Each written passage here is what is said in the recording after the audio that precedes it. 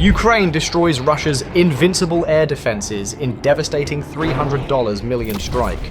Russia's most prized air defense systems have been reduced to burning wreckage in one of Ukraine's most precise and costly drone operations to date. The strike did more than destroy hardware. It exposed a deep structural failure inside Russia's military defenses, while compounding economic turmoil, fueled by collapsing oil revenues. From $300 million in losses to widening gaps in Russia's radar network, the consequences now stretch across the battlefield, the energy market, and Europe's broader security outlook. Now, let's go back to the very beginning of today's events. Today at 7:10 a.m., a clear illustration of Russia's growing vulnerabilities emerged as Ukraine's remotely controlled strike drones once again dismantled some of Moscow's most prized air defense assets, inflicting losses estimated at more than $300 million in a single sequence of attacks.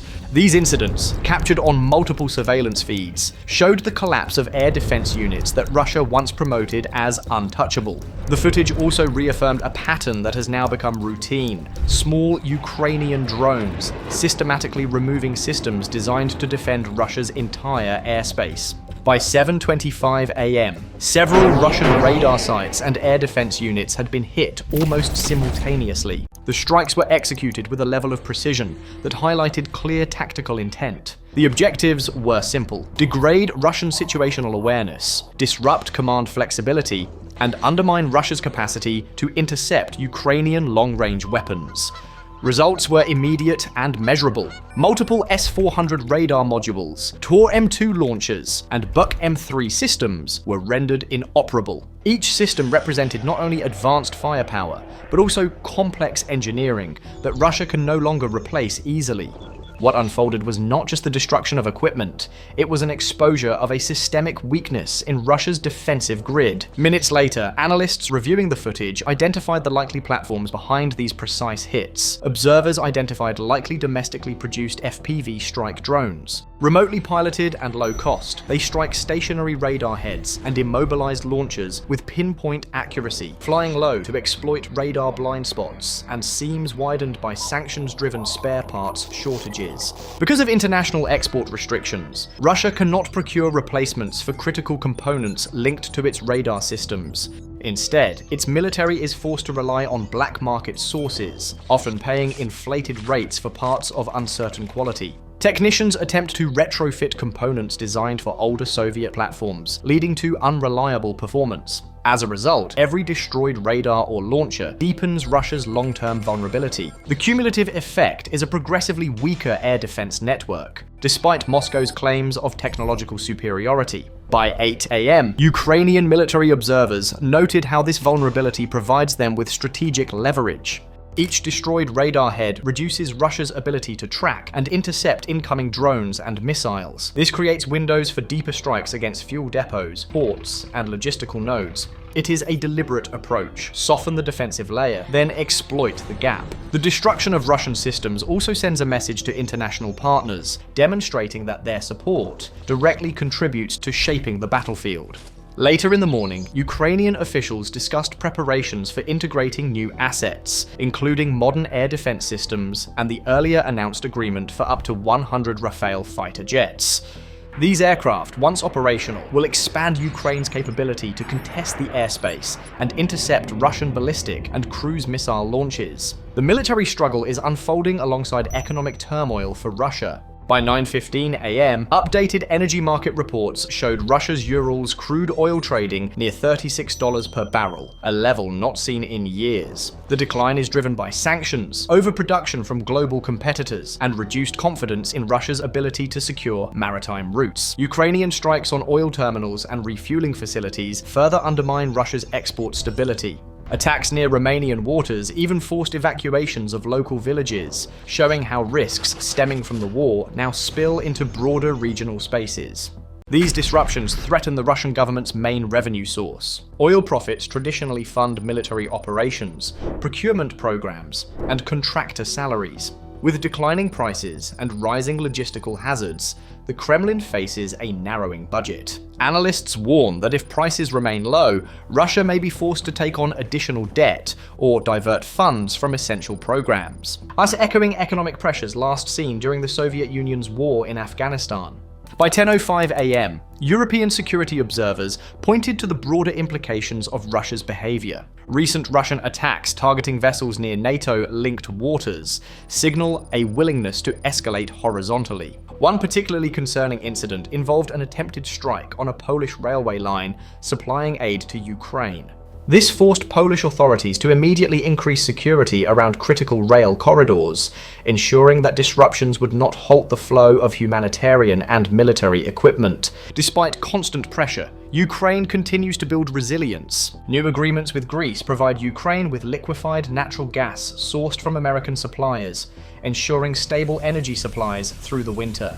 This secures heating for civilians and uninterrupted power for military bases and production lines. Simultaneously, Ukraine maintains a steady output of domestically produced drones, missiles, and electronic warfare systems, which strengthens autonomy. European partners could accelerate this by allocating returns from frozen Russian assets to Ukrainian defense manufacturing. At 11 a.m., Ukrainian anti-corruption agencies issued updates on ongoing investigations involving former defense officials. These inquiries, while challenging, are viewed by citizens as necessary to maintain public confidence. Ensuring accountability helps prevent internal issues from undermining military success. The government aims to sustain trust at a time when unity is essential for operational effectiveness.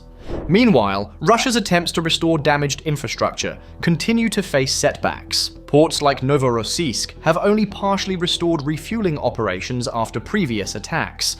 Operators remain cautious, aware that Ukrainian reconnaissance drones routinely monitor fuel farms, loading points, and tanker routes. Insurers raised premiums for vessels entering Russian ports, adding financial pressure. Proposed US legislation targeting countries that purchase Russian oil would further increase costs and complicate Russia's economic planning.